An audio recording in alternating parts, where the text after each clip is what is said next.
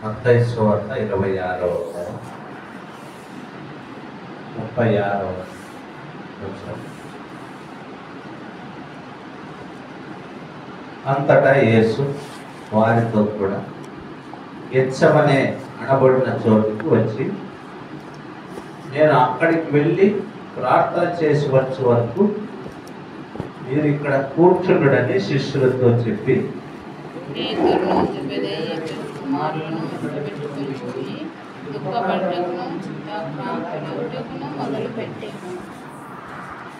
అప్పుడు యేసు, మరణమవనంతగా నా ప్రాణము బహు దుఃఖములో మునిగి ఉన్నాను. మీరు ఇక్కడ నిలిచి నాతో కూడా మెలకువగా ఉండడని వారితో చెప్పి, సాధ్యమైతే ఈ గిన్నె నా యొద్ద నుండి తొలగిపోనిమ్ము, ఆయనను నా ఇష్ట ప్రకారం కాదు, నీ ఆయన మరలా శిష్యుల యొద్దకు వచ్చి వారు నిద్రించుట చూచి, ఒక గడి అయినను నాతో కూడా మేల్కొని ఉండలేరా?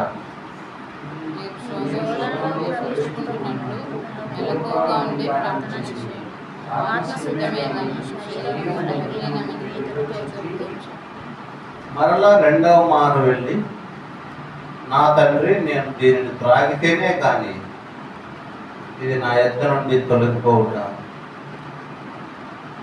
సాధ్యము కాని ఎడల నీ చిత్తమే సిద్ధించుగా కానీ ప్రార్థించి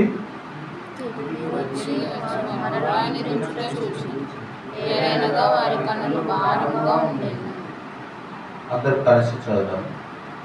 ఆయన వారిని మరలా విడిచి వెళ్ళి ఆ మాటలే చెప్పొచ్చు మూడవ మారు ప్రార్థన చేసెను. ప్రార్థన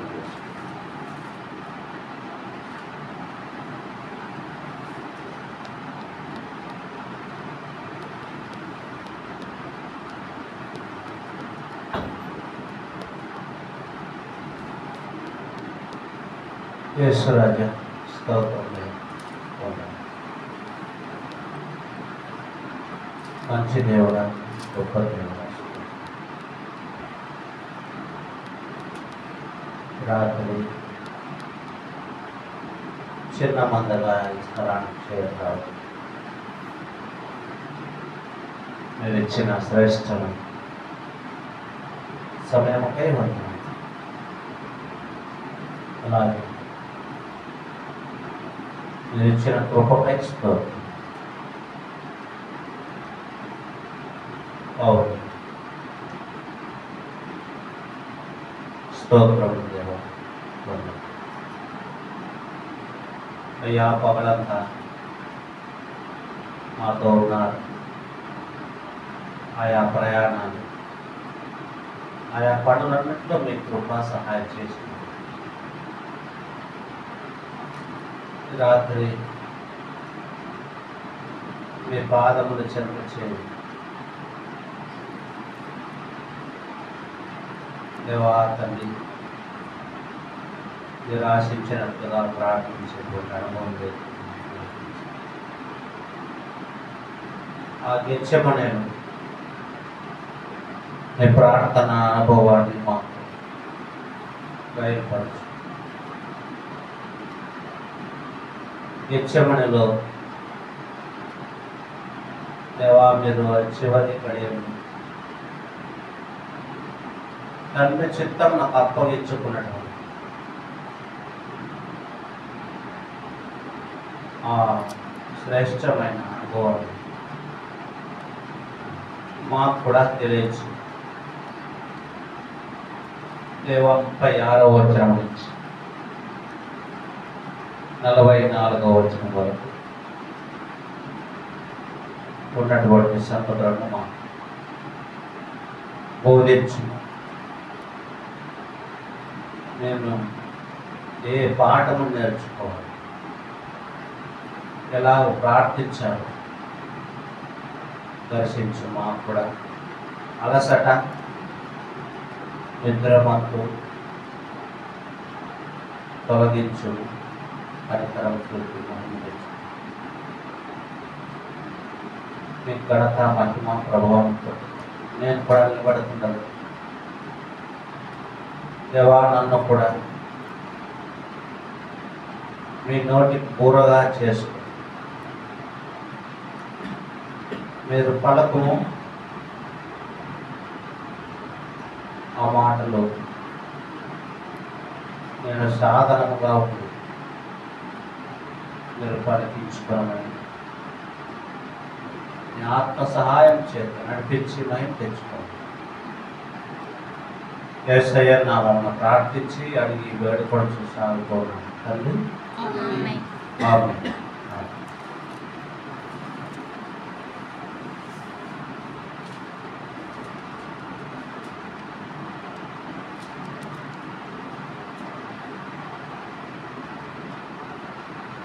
దేవుడు స్తోత్రం.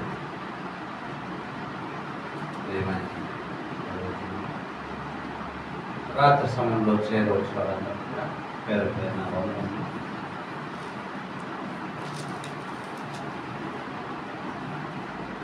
యేసు ప్రభువు మరి సిలువకు వెళ్ళే ముందు సమయంలో జరిగినటువంటి చివరి ఆయన ప్రార్థన ఇప్పుడు చూడొచ్చు కదా. మనం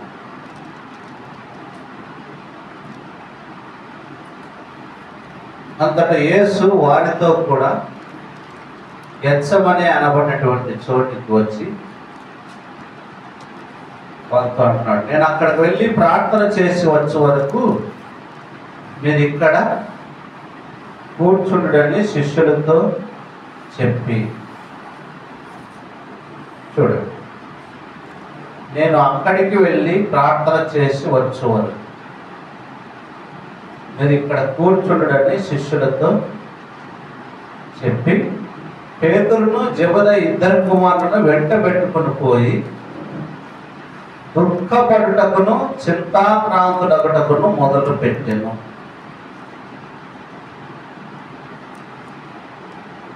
ఏమి ప్రారంభించాడట? దుఃఖపడుట. ఆయన దుఃఖపడిన సందర్భాలు కొన్ని బైబిల్లో మనం అక్కడక్కడ చూడవచ్చు.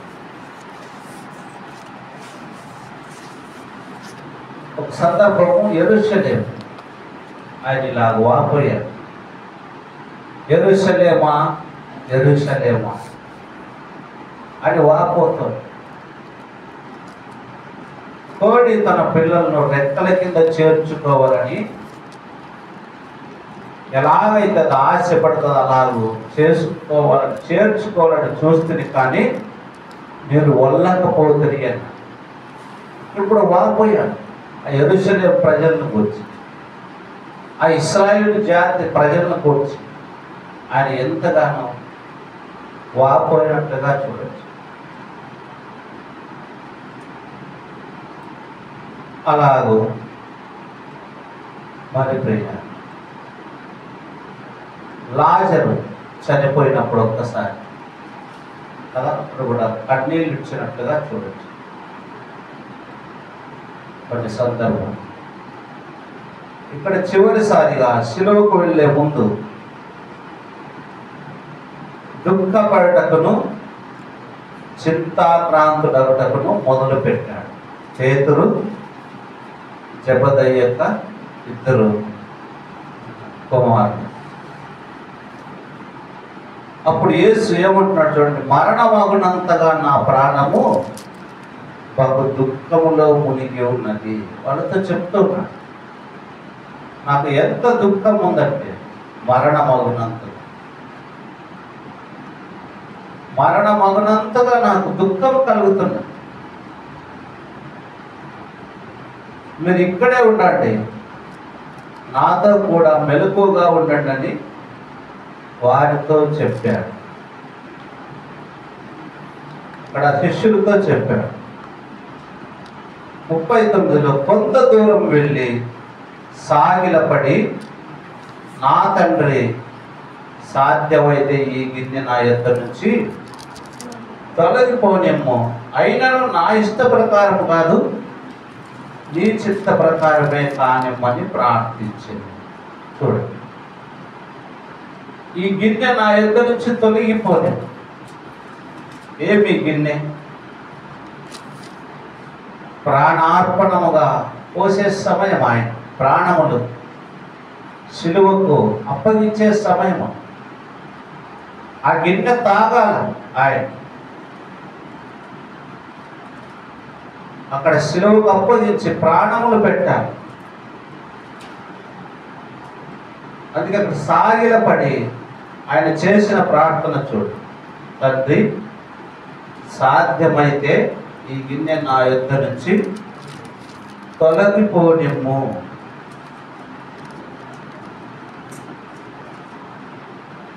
సాధ్యమైతే, బీ పాసిబుల్, ఒకవేళ వీలైతే ఈ గిన్నె నా యొద్ద నుంచి తొలగిపోనిమ్ము అని నా ప్రార్థన. అయితే మీకేది ఇష్టమో అది చేయండి అంటున్నాడు. అయినను నా ఇష్ట ప్రకారం కాదు, నీ చిత్తమే. నా ప్రార్థన ఇది. ఈ గిన్నెలో నేను కాకుండా ఇంకా ఎవరైనా త్రాగే అవకాశం ఉందా అంటే ఏమర్థము? నేను కాకుండా ఇంకా ఎవరైనా ప్రాణం పెట్టేటువంటి అవకాశం ఉందా? అనేకులకు, వీరందరి కోసం ఆయన సిలువలో మరణించుటకు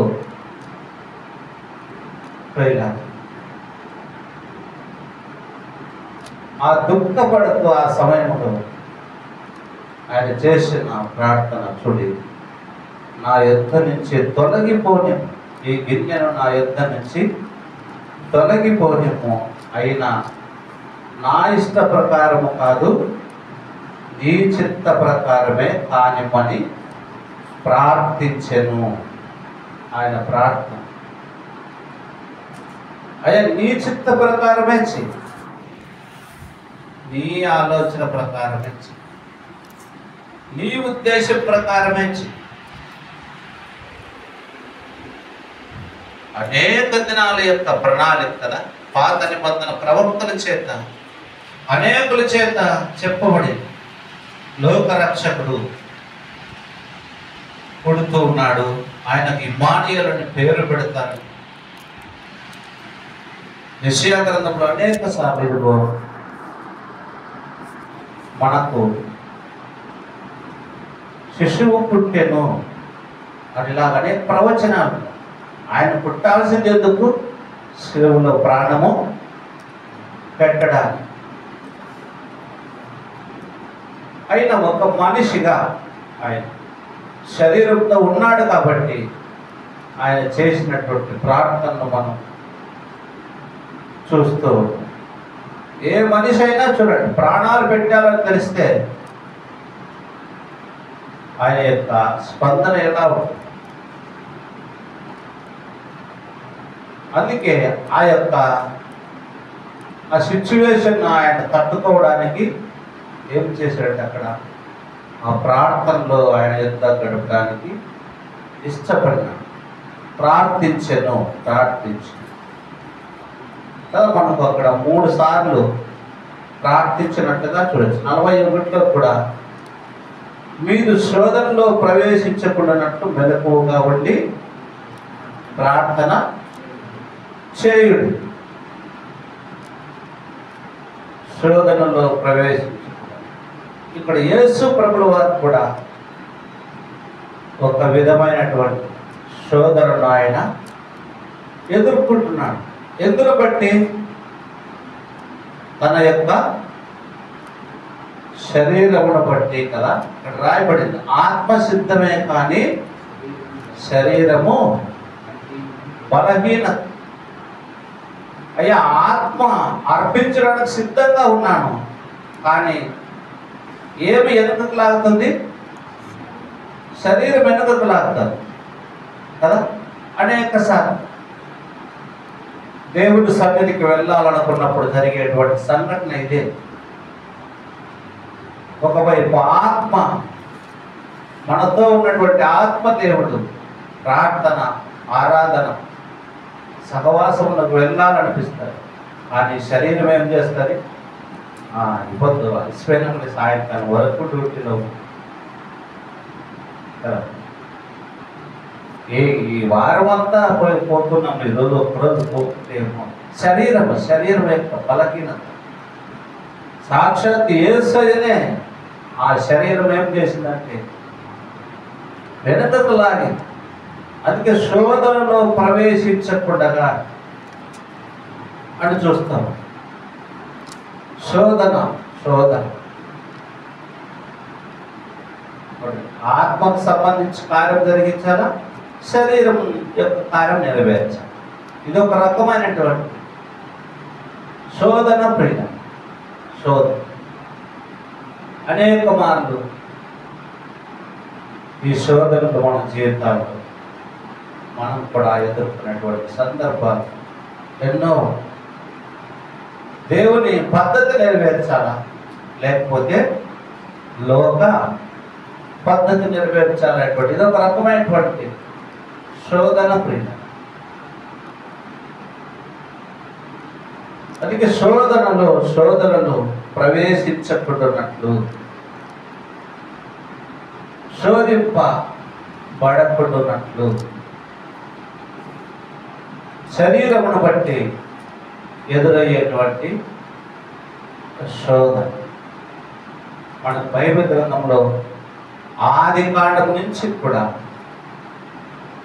శోధనకు గురైనటువంటి సందర్భాలు శరీరమును బట్టే ప్రియ కదా. మొట్టమొదటి సంగతి, శోధన తీసుకుని వచ్చేది ఎవరు? అపవాది. దేవుడు ఎవరిని శోధించడం అని రాయబడి యాకోబు పత్రికలు, కొరింథీయుల పత్రికలో ఒకసారి చూడండి. కొరింథీయులకు మొదటి పత్రికలు చూసినప్పుడు 10వ అధ్యాయం ఒకసారి చూడండి.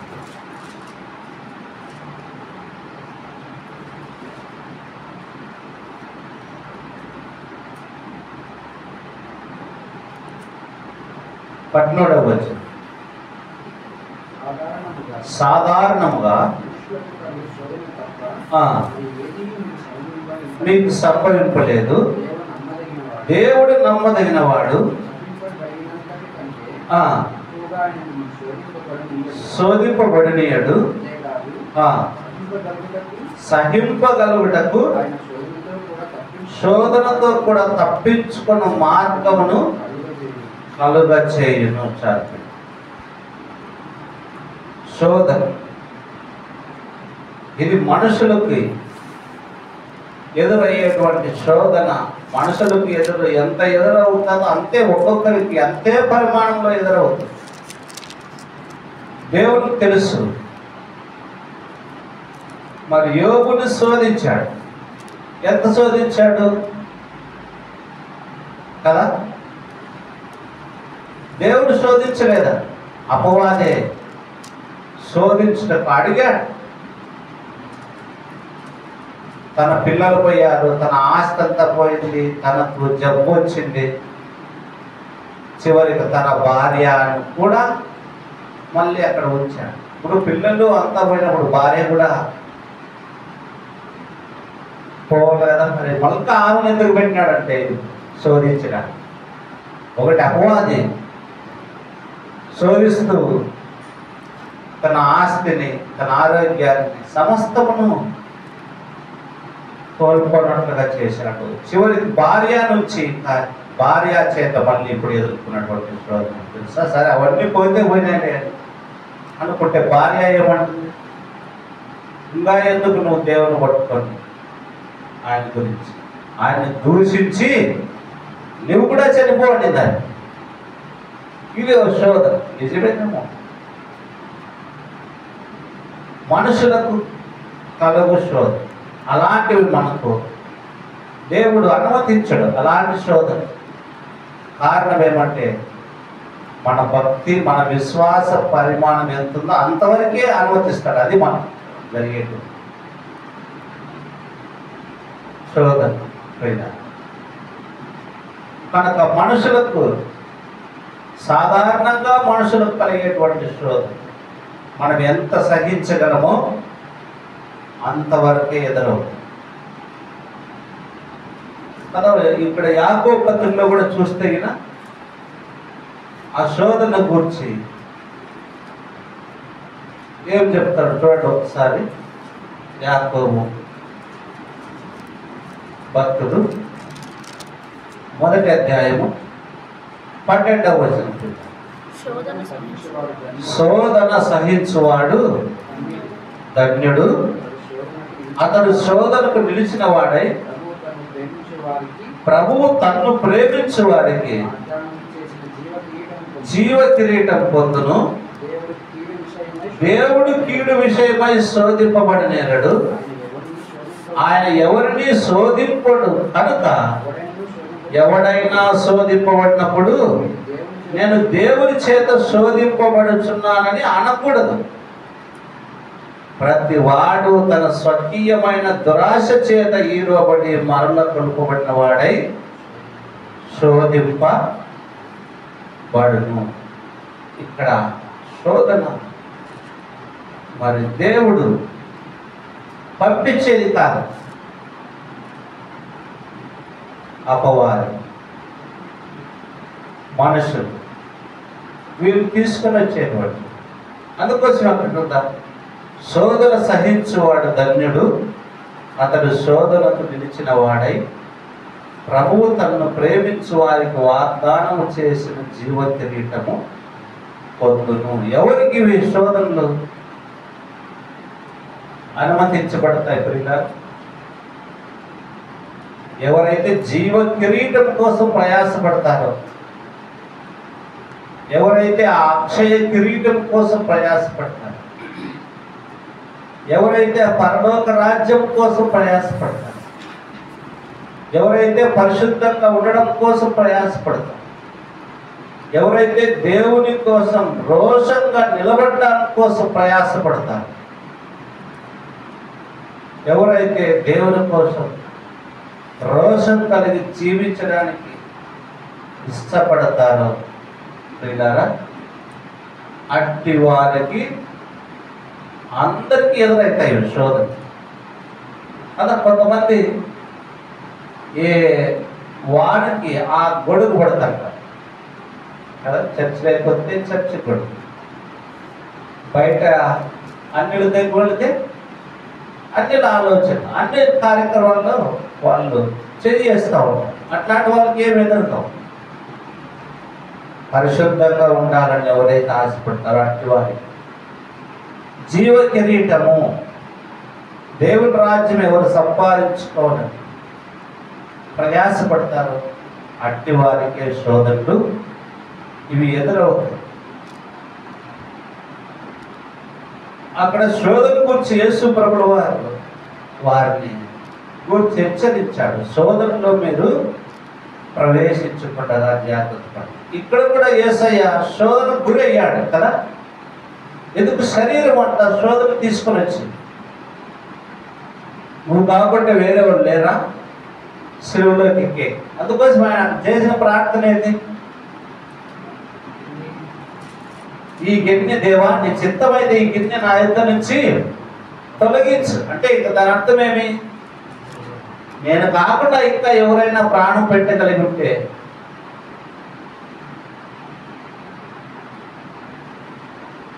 అనుమతించు, ఇది నా ప్రార్థన అని శరీరం బట్టి ప్రార్థిస్తున్నాడు. మరోవైపు ఆత్మను బట్టి అయినా నీ చిత్తమే జరిగించు,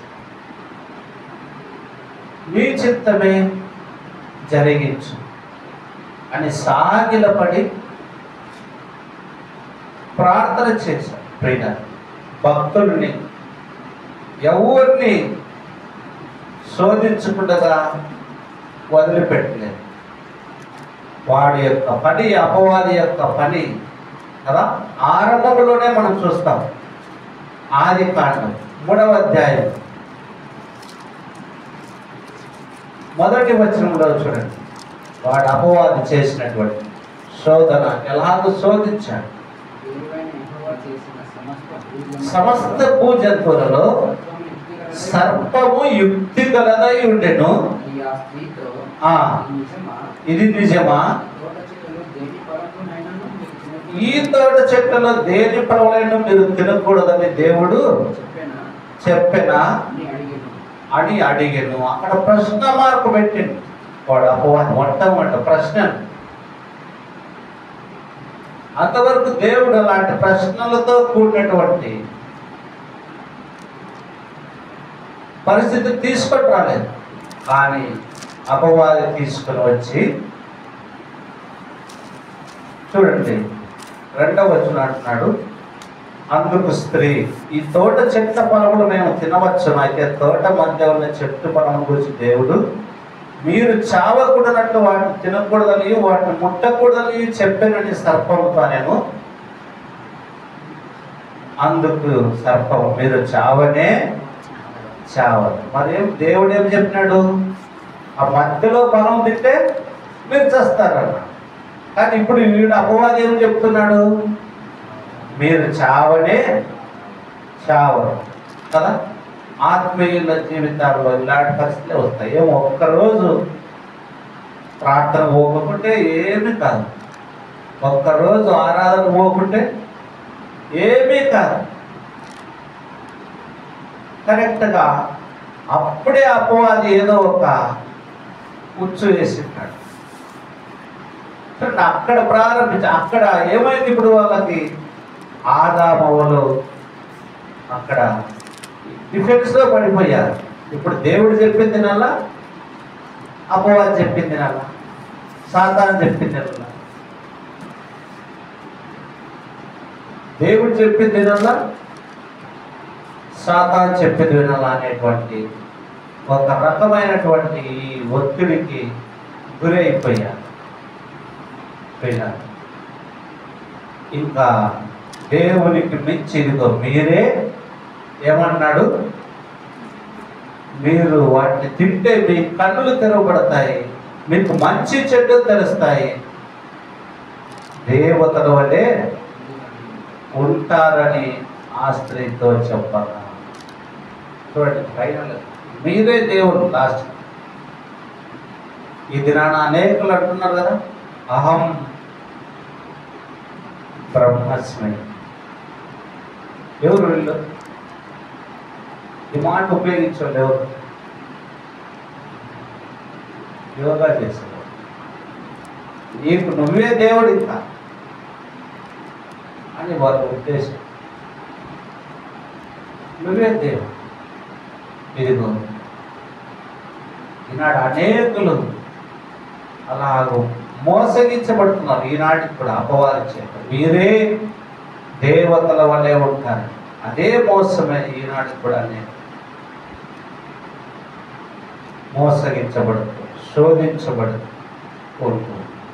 కనుక ప్రియులారా, ఈ శోధన ఎవరికి అంటే ఎవరు జీవం తెలియటం పొందుకోవాలి, ఎవరు దేవుడు రాజ్యం సంపాదించుకోవాలి అనేటువంటి వారికి ఎదురయ్యేటువంటి పరిస్థితి ఒకటి. ఈ శోధన ఎవరి ద్వారా కలుగుతుంది అని రాయబడింది? సాతాను ద్వారా, అపవాది ద్వారా కలుగుతుంది. సాక్షాత్తు యేసు ప్రభువు వారిని ఆయన బాప్తిసం తీసుకున్నప్పుడే చూశాం కదా. అపవాది శోధించడం వల్ల ఆయనను ఎక్కడికి? అరణ్యంలోనికి తీసుకొని పోయెను. చూడండి, అక్కడ మత్తయి సువార్తలో ప్రారంభపు అధ్యాయంలో కదా, 4వ అధ్యాయం, మత్తయి సువార్త 4వ అధ్యాయం.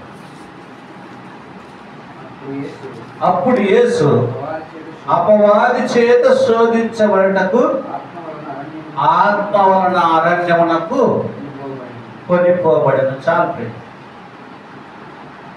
యేసు ప్రభుల వారు అపవాది చేత శోధించడం. కనుక మనం తెలుసుకోవాల్సింది ఏంటంటే, దేవుడు ఎవరిని ఆయన శోధించడు. శోధనలు అనివార్య ప్రియులారు. శోధనలు రాకుండా, శోధన లేకుండా భక్తి జీవితంలో ఉండవు. అందుకోసమే కదా ఆ చక్కని పాట ప్రారంభంలో మొదటి పాట పాడు. అయ్యా ఈ శోధనలో నన్ను ఆదుకొను, ఈ శోధనలో నన్ను ఆదుకొను, ఈ వేదనలో నన్ను ఆదుకొను. కొంతమంది శోధనకు లొంగిపోయారు, కొంతమంది శోధనకు వంగిపోయారు, కొంతమంది శోధనలో మరి అలాగే పడి తిరిగి బయటకు రాలేకపోయినటువంటి వారు ఎంతోమంది. అయితే దాన్ని ఎదిరించి బయటకు వచ్చినటువంటి భక్తులు కూడా మనకు మాదిరిగా ఉంటారు. బైబిల్ అబ్రహాము ఉన్నాడు, తనకు 90 ఏళ్ళు పైకి వచ్చినా పిల్లలు లేరు, శోధన. అక్కడ లొంగిపోయాడు. తన భార్య చెప్పింది కదా, ఇదిగో మన పిల్లలు గారు నాతో పని మనుషులు ఆగరు, నువ్వు ఆమెకేకు వెళ్ళు, ఆమె ద్వారా నాకు కుమారుడు వస్తాడు. ఈ ఒక ఆశ, పిల్లలు కావాలి. అయితే అప్పుడు చాలా వయసు అయింది. సరే నాకు ఎలాగూ సంతానం లేదు కాబట్టి నా పని మనిషి ద్వారా నాకు కుమారుడు అని పెట్టమని ఆ యొక్క శోధనకు, ఆ యొక్క బలహీన పరిస్థితికి లొంగిపోయాడు. తద్వారా మనకు తెలుసు, ఇస్మాయిల్ అనేటువంటి ఒక వ్యక్తి వచ్చాడు, అడవి ఘాటు లాంటి స్వభావం కలిగిన వాడు. ఈరోజు వాడు అనేకులకు వాడు చేయి వ్యతిరేకంగా ఉంటుంది. చూశారు, వాడు మెరుగులు వినాడు. ప్రపంచంలోని అత్యంత ప్రమాదకరమైన జాతిగా పడుతున్నాడు ఇస్మాయిల్ జాతి. ఆ చరిత్ర ప్రకారం చూస్తే వాళ్ళనే ముస్లిం జాతిగా కాబట్టి ఆ రోజు వారు చేసినటువంటి, సారా చేసినటువంటి ఆ పనికి ఈ దినాన ప్రపంచ చరిత్ర అంతా చూస్తాం. ఒక గొప్ప కీడుతో కూడినటువంటి జాతి మనం చూస్తాం. సోదరులు కొన్ని సోదరులు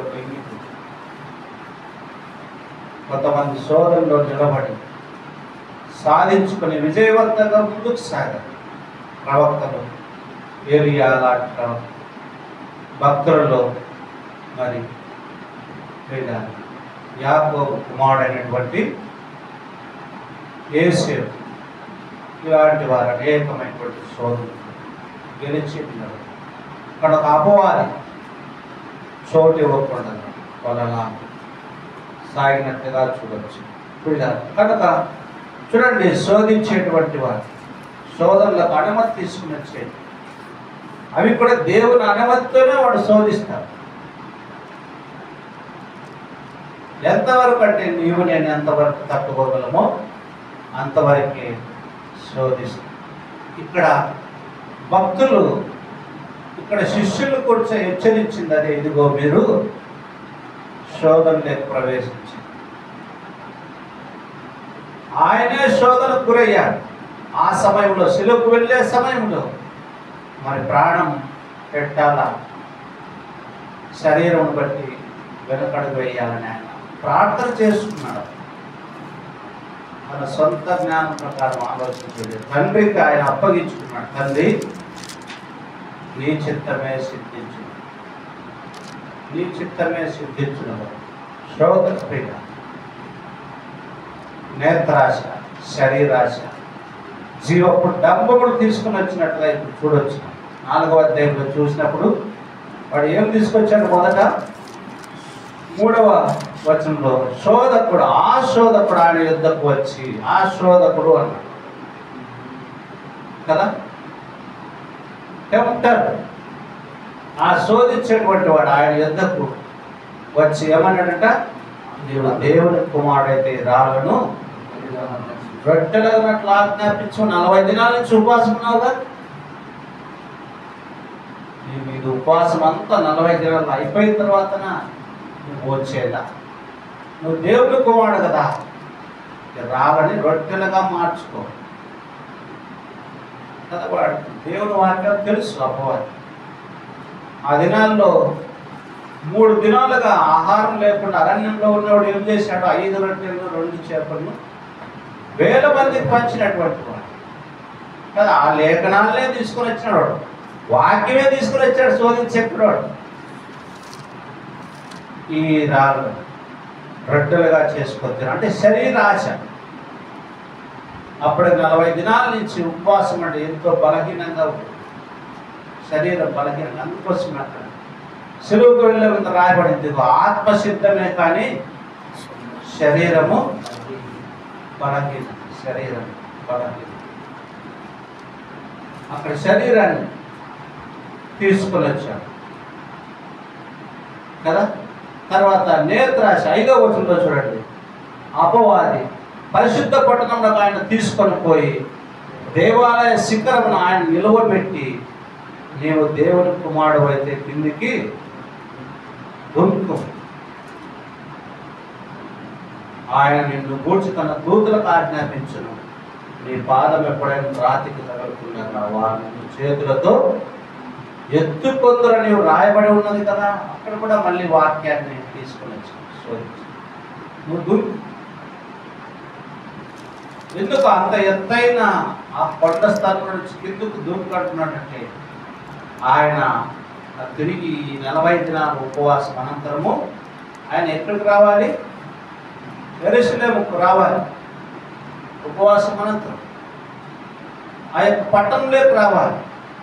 ఈ కొండ ఏదో ఉన్నతమైన ఆ స్థలంలో నుంచి మళ్ళా పట్టణంలోకి వచ్చి ఆయన భోజేయాలి కదా. అంత అవసరమైన నువ్వు దుంకు, నిన్ను దేవుని దూతలు నీ పాదములకు రాయి తగలకుండగా నిన్ను పట్టుకుంటారని వాక్యం రాయబడింది కదా, కీర్తనలో ఉంది కదా. చూడండి, నువ్వు అక్కడి నుంచి ఇక్కడ నడిచి వెళ్ళడానికి ఎంతో టైం పడుతుంది, ఎంతో బలహీనంగా ఉంటుంది. కాబట్టి దుంకు అని మరొకసారి అక్కడ శోధించినటువంటి వాడు చూడవచ్చు కదా. 7వ వచనంలో కూడా, అందుకు యేసు, ప్రభు అయిన నీ దేవుని నీవు శోధింపవలదని మన యొక్క చోట రాయబడి ఉన్నది. నువ్వు దేవుని శోధించకూడదు, దేవుని శోధించకూడదు. అనేక సార్లు ఇది అవుతుందా కాదా, దేవుడు ఇస్తాడా ఇవ్వడా, దేవుని అనేక సార్లు మనం కూడా శంకించి శోధించేటువంటి అనుభవాలు ఎదురు కావచ్చు. ఇశ్రాయేలీయులు అదే చేశారు. వారిని అరణ్యంలోకి తీసుకొని వస్తే, మాకు భోజనం లేదు, నువ్వు పెడతావా వస్తావా అని మోసేది, మాకు నీళ్లు లేవు, శోధించని అని రాయబడింది. వాళ్ళ గురించి అక్కడే కొరింథీ పత్రికలోనే మనం చదువుకున్నటువంటి అక్కడ మాట 10వ అధ్యాయంలో రాయబడింది. వాళ్ళు ఆయన్ని అక్కడ శోధించిరి కదా. మొదటి పత్రికలో ఒకసారి చూడండి, కొరింథీయులకు మొదటి పత్రిక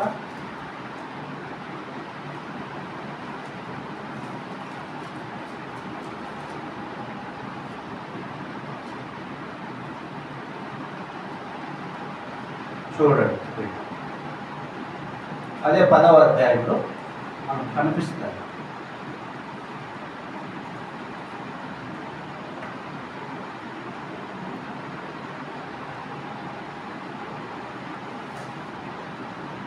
వచనంలో, మరియు వారి వల్లే మనము వ్యభిచరింపకుందుము, వారిలో కొందరు వ్యభిచరించిన ఒక్క దినమునే 23,000 మంది కూలిది.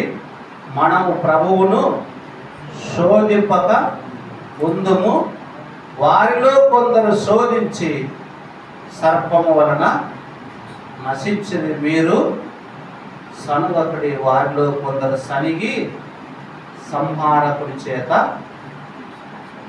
నశించింది. దేవుణ్ణి శోధించకూడదు. అదే అన్నాడు యేసయ్య అపవాదితో అంటున్నాడు, శోధించకూడదు. నీ దేవుడైన ప్రభు అయిన నీ దేవుని శోధింపవద్దని మరొక చోట రాయబడినది. అక్కడ చూశా 2 సార్లు శోధించి 3వసారి మరలా వాడు మిగులు ఎత్తైన కొండ మీదకి ఆయన తీసుకొని పోయి అక్కడ మళ్ళా ఒక ఆశ చూపించాడు. ఈ రాజ్యములన్నిటినీ వాటి మహిమను ఆయన చూపి, నీవు సాగలపడి నాకు నమస్కారం చేస్తే వీటన్నిటినీ నీకు ఇస్తానని ఆయనతో చెప్తున్నాడు. ఏం చెప్తున్నాడు? ఆ అపవాది వాడు, నువ్వు నాకు నమస్కారం చేయి, నీకు ఈ రాజ్యములన్నీ నేను ఇస్తాను. అంటే భూలోక రాజ్యాలన్నీ కూడా ఎవరి చేతిలో ఉన్నాయి? అపవాది చేతిలో ఉన్నాయి. వాడు నడిపిస్తూ ఉన్నాడు.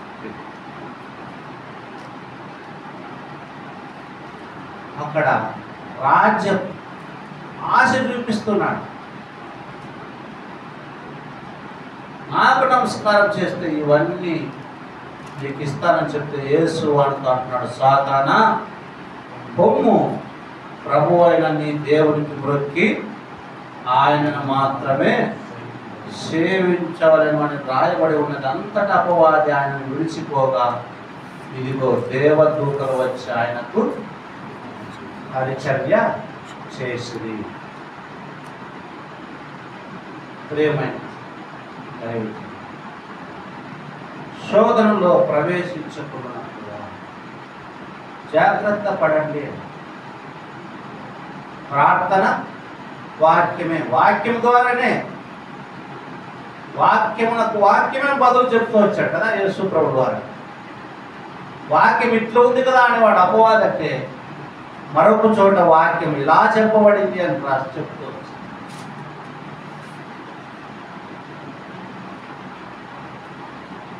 కనుక ప్రియమైన వారు, శోధనలు అనివార్యం. అవి ఆత్మీయులకు ఎదురు కాకుండా ఉండవు. ఎవరైతే ఆత్మీయంగా ఉండాలనుకుంటారో వారికి ఎదురై, ఎవరైతే పరిశుద్ధంగా ఉండాలనుకుంటారో వారి జీవితాల్లో శోధనలు తీసుకుని వస్తాడు. ఎవరైతే భక్తిగా జీవించనుంటారో వారి జీవితాల్లో అపవాదం తీసుకుని వస్తాడు. కానీ ప్రార్థన ద్వారా, వాక్యం ద్వారా వాటిని జయించి శోధనలకు లొంగిపోకున్నట్టుగా ప్రియులారా మనకు దేవుడే సహాయం చేస్తాడు. అందుకే ఆ యొక్క శోధన ఆయన ఎదుర్కోవడానికి కదా ఎన్నిసార్లు ప్రార్థన చేశాడని చూసామాడ? 3 సార్లు ప్రార్థన చేశాడు. మత్తయి సువార్త 26వ అధ్యాయం మనం చూసినప్పుడు పెట్టాం.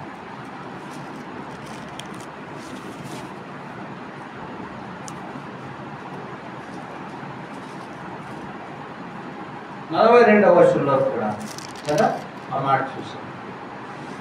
నా తండ్రి, నేను దీన్ని త్రాగితేనే ఇది నా యుద్ధ నుంచి తొలగిపోవడం సాధ్యం కాని యెడల నీ చిత్తమే సిద్ధించుదాకనే ప్రార్థించి తిరిగి వచ్చి వారు మరలా నిద్రించుట చూచారు. వారలా నిద్రపోతున్నారు.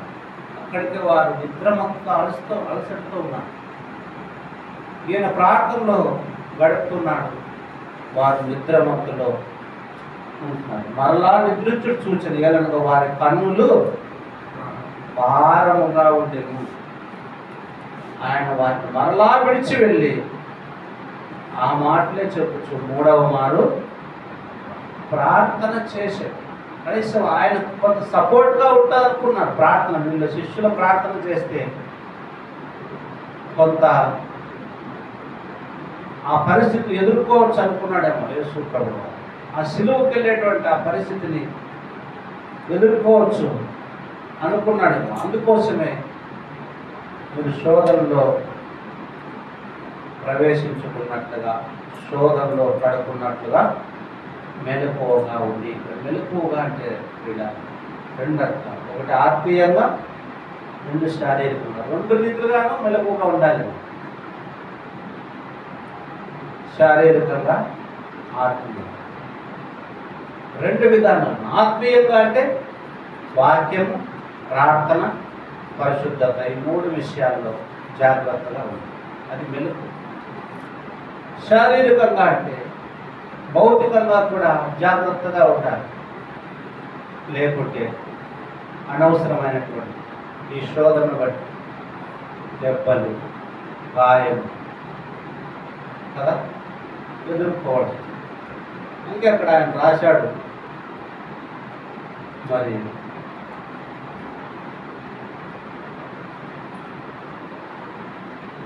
ఈ శోధనలో ప్రవేశించకుండా మెలకువగా ఉండండి అని రాసి. మెలకువగా ఉండండి. ప్రార్థన, వాక్యం, పరిశుద్ధ దేవుడు మెలకువగా ఉంటే అటు శోధకుల నుంచి మరి తప్పించండి. దేవుడు నమ్మదగినటువంటి దేవుడు, వారిని విడిచిపెట్టాడు దేవుడు. ఆ శోధన ఎదుర్కొనేటువంటి వారిని ఆయన కూడా ఎంతవరకు అవసరమో అంతవరకే నీ జీవితంలో మన జీవితాలను అనుమతిస్తాడు. మన భక్తి ఎంత అవసరం ఉన్నదో అంతవరకే ఆయన కూడా దాన్ని అనుమతిస్తాడు. యోబుకు ఎందుకు అంత క్లిష్టమైన శోధన ఎదుర్కొన్నాడు ఒక మాట కదా చూస్తే మనం ఆయన సాక్ష్యం అట్లా ఉంది. మొట్టమొదటి అధ్యాయంలోనే ఏం రాయబడింది? యోబు గ్రంథం మొదటి అధ్యాయంలో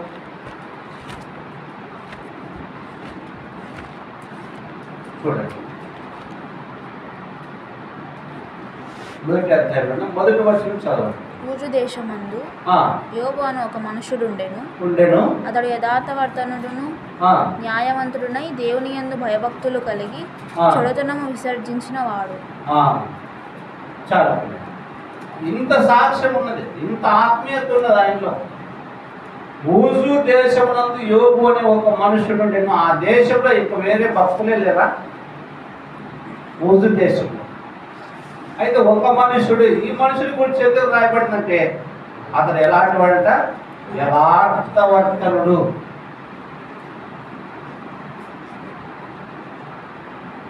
యథార్థంగా ఉన్నప్పుడు మొదటి లక్షణం. రెండవది న్యాయవంతుడు, న్యాయాన్ని ఆయన జరిగించేవాడు. మూడవది దేవుని యందు భయభక్తులు కలిగినటువంటి వాడు. మూడవ లక్షణం. నాలుగవ లక్షణము చెడుతనం అంటే ఆమె దూరం ఉండేవాడు, ఆయన విసర్జించిన వాడు. ఇన్ని లక్షణాలు ఉన్నాయి తన భక్తిని బట్టి, ఇన్ని మంచి లక్షణాలు కలిగి ఉన్నాడు. అందుకోసమే ఆయన యుద్ధకు అంత గొప్ప పెద్ద శోధనను శోధించటకు దేవుడు అనుమతించాడు. మరి నీకు నాకు ఎంత అనుమతిస్తాడంటే, ఎంత నీ ఆత్మీయత ఎంత ఉందో అంతే అనుమతిస్తాడు. మన భక్తి ఎంత ఉందో అంతే అనుమతిస్తాడు. మన ప్రార్థన ఎంత ఉందో అంతవరకే, కొంతవరకే అనుమతిస్తాడు. ఆ శోధనలో కూడా తప్పించుకోవడానికి ఏం చేస్తాడు?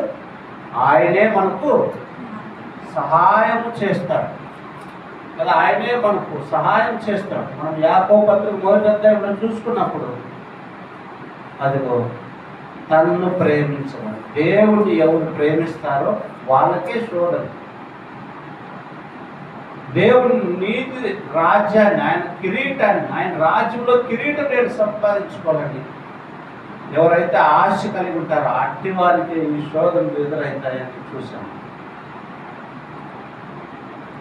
అయితే 12వ వచనంలో చూడండి, యాకోబు 1:12 దేవుడు కీడు విషయమై శోధింపబడినాడు. ఒకవేళ శోధన వచ్చినప్పటికీ అది నష్టంగా ఉండదన్నమాట,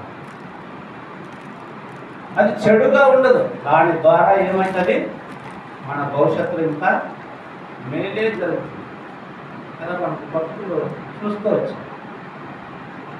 ఆ శోధన ద్వారా దేవుడు అనుమతించినటువంటి ఆ పరిస్థితి ద్వారా మన ఆత్మీయ జీవితంలో ఇంకా గుణపడతాం, ఇంకా ఎదుగుతాం. మన ఆత్మీయ జీవితంలో ఇంకా వృద్ధి చెందుతాం. శోధింపబడిన మీదట సువర్ణం వలె మారెదము అంటే కదా. ఈ శోధన తర్వాత ఎలా మారుతాం? సువర్ణం ఎలాగైతే అగ్నిలోకి వెళితే ఎంత స్వచ్ఛంగా మారుతుందో పిల్లలు, అలాగ మనం దేవుడు అలాగా మరింతగా ఆత్మీయంగా, మరింతగా పరిశుద్ధంగా, మరింతగా మనం నమ్మకంగా ఉండడానికే వాటిని దేవుడు అనుమతిస్తాడు. తర్వాత మనం చూస్తాం కదా, యోబు చివరి అధ్యాయంలో చూస్తే అప్పుడు ఎన్ని కోల్పోయాడో ఇప్పుడు ఏమైంది? దానికంతా ఏమైంది? డబ్బులు వచ్చేసాయి లేదు. దీన్ని బట్టి మనకు అర్థమైంది ఏమంటే, ఒకవేళ మనం శోధన ఎదుర్కొన్నప్పుడు ఒక అపవాది చేత ఆ పోరాటాన్ని ఎదుర్కొన్నప్పుడు దేవుని దగ్గరకు వెళ్ళి సహాయం చేయడం, ప్రార్థన చేసి ఆయన సహాయం ద్వారా వాటి నుంచి బయటపడితే మనం మరింత పెద్ద శోధన ఎదుర్కోవడానికి ఏం చేస్తాడు ఆయన? అనుభవం, శక్తిని ఇస్తాడు ప్రియ. కాబట్టి దేవుని ప్రేమించే వారికి ఇది శోధనలు ఎదురైతే దేవుని రాజ్యాన్ని పొందుకోవాలనేటువంటి వారికి ఎదురైతాయి. అయితే ఇవి కీడు కోసం వచ్చేటువంటి కాదు. కీడు కోసం దేవుడి శోధనలు ఆయన అనుమతించడు అని చెప్తూ ఇదిగో అంటున్నాడు కదా, నేను దేవుడి చేత శోధించబడుతున్నానని ఎవడు కూడా అనకూడదు. దేవుడే ఇది నాకు పంపించడం, దేవుడి ద్వారానే వచ్చిందను ఆ అద్భుతమైనటువంటి మాట మనం చూడొచ్చు కదా యోగు జీవితంలో. ఇదిగో నా తల్లి గర్భంలో నుంచి దిగంబరిగానే వచ్చింది, దిగంబరిగానే వెళ్ళి దేవుడి చేత శోధించబడుతున్నానని అనకూడదు. ఒకవేళ అది ఎదురైనా ఎలాగ అది వచ్చిందంట, మన స్వకీయ దురాశ చేత ఈడొకటి మరల పడుకోబడిన వాటిని శోధించాలి. దురాశను బట్టి, వాని సొంత దురాశను బట్టి అది ఈ శోధనలు కూడా వచ్చేటువంటి సందర్భం, ఎదురయ్యేటువంటి పరిస్థితులు. కాబట్టి వేళ ఈ దురాశ గర్భము ధరించి పాపము కనగా పాపము పరిపక్వమై మరణమును కడును. కనుక సొంత దురాశ, సొంత ఆశ, అనేకులు వారి సొంత ఆశలు, సొంత దురాశ నిమిత్తమై వారు అనేకులు ప్రియ ఈడోపడి మరణించిన సందర్భాల్లో సాక్షాత్తు 12 మంది శిష్యుల్లో ఎవరు ఒకరు యూదానే మనం లేదు. ఆయనతోనే ఉన్నాడు, యేసయ్యతోనే, ఆయనతో కలిసి భోంచేస్తున్నాడు, ఆయన దగ్గర ఉండి డబ్బులు మూట పట్టుకొని తిరుగుతూ ఉన్నాడు. ఆయన్నే అమ్మేశాడు. చివరికి నిరపరాధి నేను అప్పగించుతానని ఆయన పోయి చెట్టు కుడి పెట్టుకొని చనిపోయాడు. దురాశ, ఏమాశ? డబ్బు ఆశ పడుతుంది. అందరూ బట్టి ఆ ధనం ఆశను బట్టి శోధించాడు. కనుక ప్రియమైన దైవజనులు, దేవుడు నిన్ను నన్ను ఆయన ప్రేమించి జీవ కిరీటం ఇవ్వాలి. ఆయన ప్రణాళిక ఉంటుంది. ఈ ప్రక్రియలో ఆయన రాకడ వరకైనా మన పోకడ వరకైనా మనం ఎదుర్కోవాల్సినటువంటి పరిస్థితి ఉంటుంది. కనుక ఈ శోధనను ఎదుర్కొంటే ఆయనే సహాయం చేస్తాడు. ఈ శోధనలో ప్రవేశించకుండా ఇదిగో మెలకువగా ఉండండి. ఎలాగైతే యేసు ప్రభువు వారే సాక్షాత్ వాటిని ఎదుర్కొని వాటి నుంచి బయటపడ్డారు, మన ఆత్మీయ జీవితాల్లో ఇదిగో ఆయన నిన్ను నన్ను ప్రేమిస్తున్నాడు, నీకు నాకు జీవ కిరీటం. కనుక ఈ జీవ కిరీటం ఇచ్చే ప్రక్రియలో నీవు నేను ఆ సువర్ణం వలె, శుద్ధ సువర్ణం వలె చేయబడవచ్చు. ఇలాంటి మన శోధన పరిస్థితులను ఎదుర్కొంటూ ముందుకు సాగాల్సిన వారమై మనకు అట్టి సందర్భం ఆయన మీదే ఆధారపడుతూ ఆయన వైపు చూస్తూ మన ఆత్మీయ యాత్రలో సాగునట్లుగా దేవుడు తన కృప చూపి సహాయం చేసి మనల్ని నడిపించుకున్నారు. ఆమేన్. దేవుడి మాట మన కోసం దీవించి ఆశీర్వదించి మన వెనుకల్లో నెరవేర్చబడిన సహాయము చేయునుగా.